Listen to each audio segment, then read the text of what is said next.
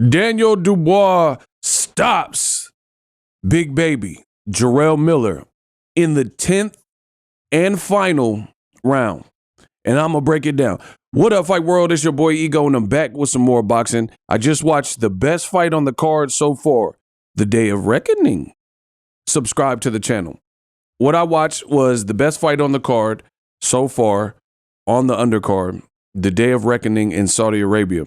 We just seen Daniel Dubois put on maybe one of his best performances, and I'm going to break down what I saw, the good, the bad, and the ugly. He knocks out an undefeated fighter, Jarrell Big Baby Miller, who had some advantages over him, not in height, but in terms of size. For this particular fight, they weighed in yesterday, and Jarrell Big Baby Miller, and it's funny, the nickname is Big Baby, but he's a big dude. He weighed in at 333 pounds. That is not a mistake. 333, so he's 300 plus. So at a shorter height, he's weighing more than probably Tyson Fury in all of his pro fights, including the Deontay Wilder fights, even though Fury pushed that way in one of those Wilder fights, at least towards the 300 mark. So this was great stuff. It was a good fight. I'm going to tell you the tempo. At first, I thought Daniel Dubois came out and he was burning too much unnecessary energy. He was going in and he was really frantic. Like he was fighting almost even before the fight. I know there was banter and back and forth stuff at the build-up, at the press conferences and stuff. And he says, hey, every child has a father, and I'm going to beat you like I'm your daddy. In the end, he did do that, but he had too much energy and angst. So he was coming out way too fidgety, way too anxious. And I thought that wasn't a smart game plan against a bigger guy who throws volume. What I said on Twitter, follow me on my Twitter, @Boxingego, is this. If you look at the first rounds of that particular fight, it really reminded me of Friday the 13th movie. Yes, with Jason Voorhees.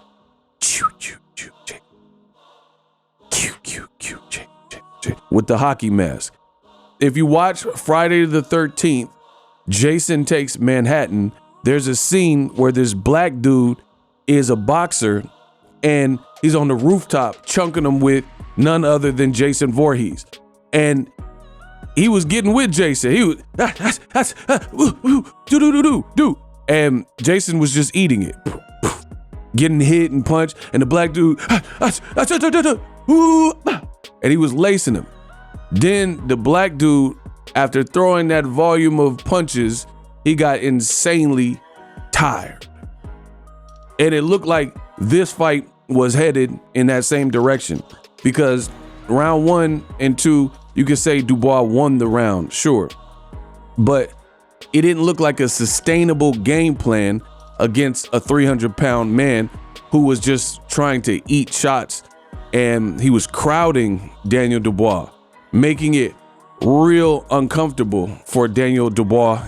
And I think in general, I feel like American fighters, by and large, I know you can't stereotype or generalize, but by and large, an American style or even a Mexican style fighters who hail from Mexico, just better inside fighters than what I've seen from many UK fighters. So that wasn't going to be the game plan that ultimately successfully won him the fight. And at some point, it's like Dubois realized that and learned that, because he did make adjustments. And Miller had some of his best rounds in that middle section.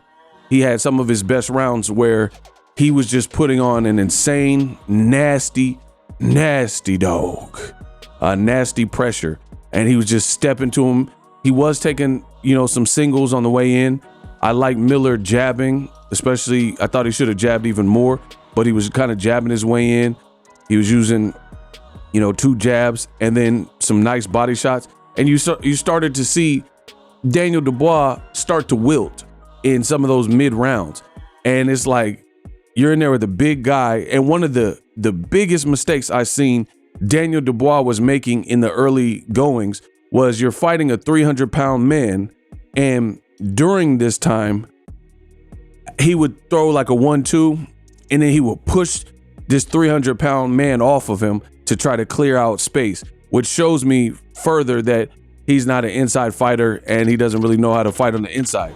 He could have wrapped him up, you know, real tight clinch, waiting for the ref to break him or something, but he was expending a lot of energy, moving laterally, pushing off a 300-pound man, you know, all these sorts of things. So it wasn't a flawless performance, but I do give a lot of credit to Daniel Dubois, because in the fight, he was tried in those moments, namely in the middle rounds by Jarrell Miller. And in the past, you know, I've seen Daniel Dubois, and when the going got tough, he kind of folded. Usyk fight, Joe Joyce fight, right? So I definitely question Daniel Dubois' heart, and he was coming off the Usyk loss where it looked like he quit, looked like he wanted, like he started letting the smaller man like bully him. The Joe Joyce fight looked like he quit. So there was a lot of questions about Daniel Dubois and his heart and his overall durability and resilience in those tough moments. And despite having the tough moments with Jarrell Big Baby Miller, he weathered that storm. Second half of the fight, the good for Dubois was he just started to box and use his length more. And that's ultimately what paid the dividends to secure the victory, which culminated in the final round having a knockout, because he was boxing, just boxing, stick and move, like bop, bop. And then he would like move. And it showed his cardio, because somehow, some way, there was a moment where both fighters looked very flat, very tired, very lethargic. So there was some lethargy, but Daniel Dubois got a second wind. And I think it was because he slowed down the pace.